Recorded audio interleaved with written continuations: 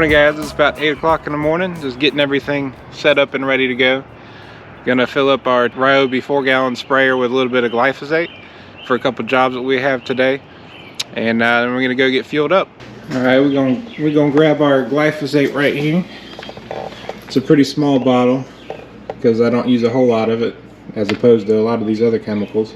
You usually just use it for weeds in the cracks of the driveways and walkways and stuff. Alright, so we've got about 4 fluid ounces of our glyphosate that we're going to put in our Ryobi sprayer. I've got it half full. We're doing 2 gallons, so I've got 1 gallon in there. And we're going to add 2 ounces per gallon. Alright, so when you guys are mixing stuff, you want to make sure to keep the nozzle away or out of the tank sprayer. That way you don't get any chemicals on the nozzle. So we'll add in our glyphosate, and then we'll just very easily rinse it out. That way we don't get any splashback, and get the rest of the glyphosate out of there. And then we'll just fill it up to the 2-gallon mark.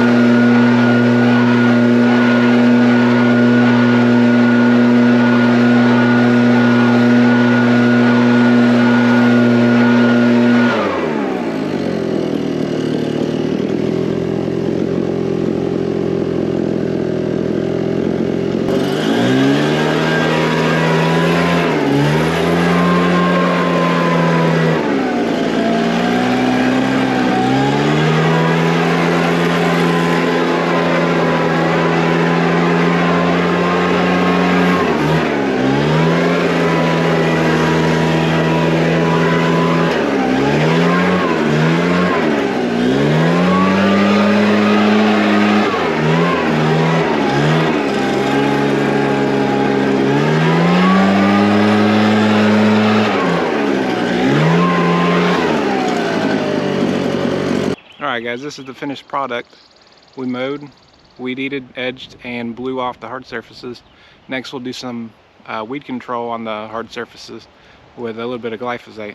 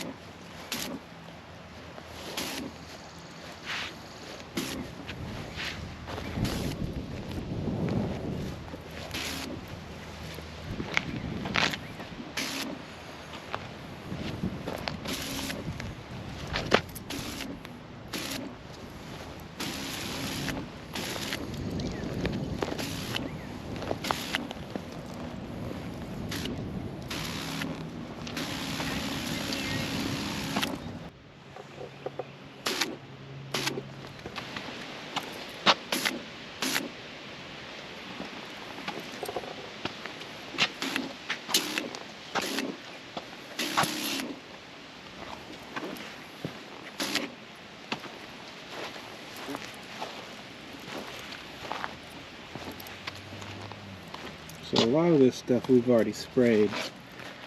So like here, it's already, if you can tell, it's already dead. We just going back over it again to make sure we get it all, make it look good for the customer. You can see that straight line of weeds, and not as many weeds. So we do have a little bit of poana in the yard, but that's fixing to die off. Next thing to approach after that is, you have a few broadleaf weeds coming up near the back, but that's not a huge issue at the moment, so we'll approach that later on. Alright guys, just finishing up that job, heading to the next one. Like I said earlier, we just did some grass cutting. We did weed eating, edging, mowed in the fence with the push mower. I don't have a commercial mower yet. That's something that I'm planning on getting later on down the road. Blew off the hard surfaces, and also applied a little bit of a spot spray of glyphosate to any spot weeds coming up in between cracks, and also on the back patio. So I also do the weed control and the fertilization for that property. We just started servicing that property about 2 months ago. So far we did the dimension granular, although I am switching to liquid pre-emergence. We also did a soil test, sent it off to the Clemson Ag Lab, and got the results back from that. We put out some triple superphosphate, and it also called for something else, and I don't remember exactly what that was. I want to say it was potassium. We've also done a round of broadleaf weed control using the Red Zone 2. And we've got a lot of poana in the yard, but that's fixing to die off here in the next couple weeks, so I'm not really worried about that. Once the poana dies off, the Bermuda is just going to start growing and growing and growing. It's going to look really green and really nice. Unfortunately, they don't have irrigation, so I am expecting a little bit of browning towards the end of the summer, mid to end of the summer. That's typically what you get here in this part of the state, South Carolina. But overall, their yard looks fantastic. I like the way that it's going. The area in the fence line could use a little bit of help, but I'm expecting to see a lot of growth with the Bermuda within the fence line this summer, just due to the fact that we're giving it the nutrients that it needs. It's got plenty of sunlight. We typically get a good bit of rain in the spring and in early summer, but then towards the mid to end of the summer we kind of back off on the rain a little bit, unfortunately.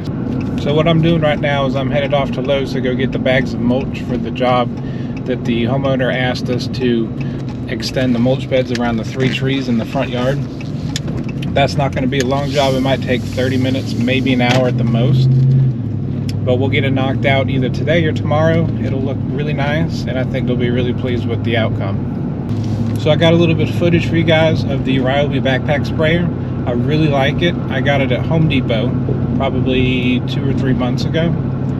I don't exactly remember how much it was, but I will try to link something in the description below. As far as the charge goes on that backpack sprayer, I charge it every night after I'm done using it. I've used it pretty much all day, one day, and I did not have it run out on me. And I probably was spraying for about 6 or 8 hours worth. And it was actually at that last property that we did that, because it's sitting around 18 to 20,000 square feet of just turf. And I was very amazed at how well the backpack sprayer held up and the charge.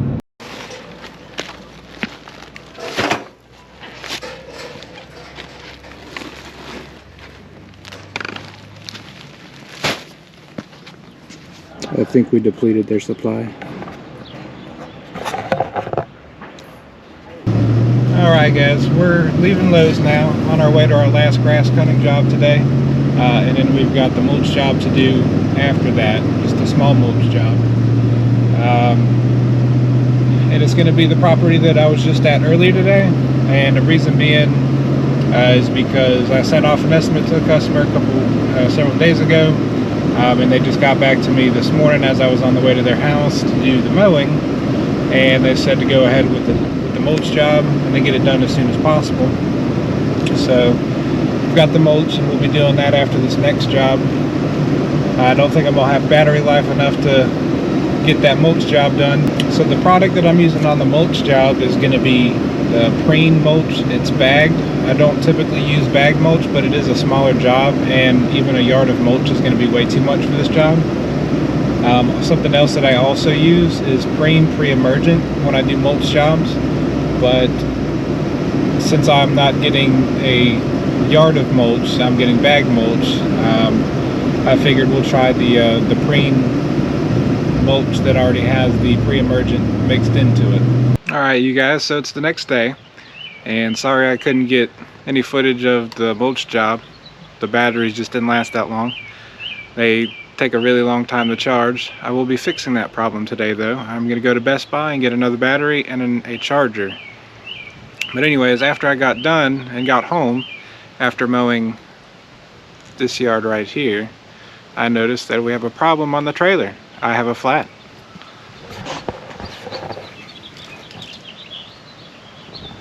It's kind of hard to tell right now, but the other side is definitely a lot more inflated than this side. And then with the mower on the trailer, you can absolutely tell this side right here is just, it was a lot more bulged out. So taking a further look, here's a nail, if you can see it, right under there. And typically I carry a plug kit, but since I don't have any jobs to do today, I'm just going to run it up to the tire shop and get it fixed. What you doing? What is it? Hey guys, thanks for watching. Go ahead and hit the like button and subscribe. Make sure you turn on the notifications, and I'll see you in the next one.